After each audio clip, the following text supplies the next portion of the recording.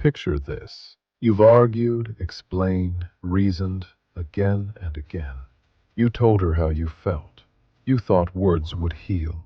But instead, every sentence made you look smaller. She didn't want your words, brother. She wanted your weight.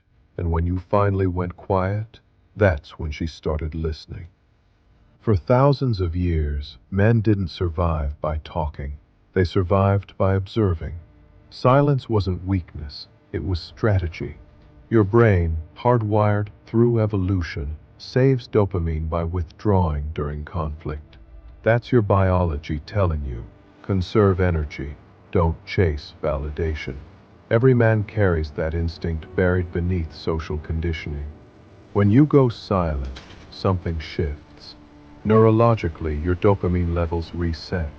You detach from the emotional chaos that feeds her curiosity. Her brain, programmed for emotional synchronization, panics when the signal disappears. So she texts more. She asks what's wrong.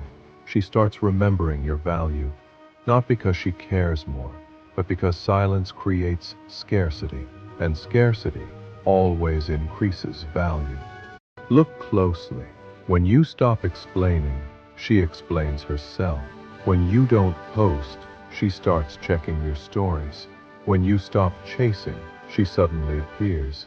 It's not magic, it's mechanics. The masculine energy you reclaim in silence unsettles the feminine instinct that feeds on attention. Society tells men to talk more, feel more, apologize more. But the world doesn't reward calm men, it rewards compliant ones.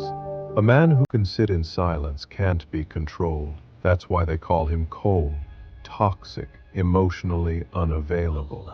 But in truth, he's just done explaining himself to a world that profits from his confusion.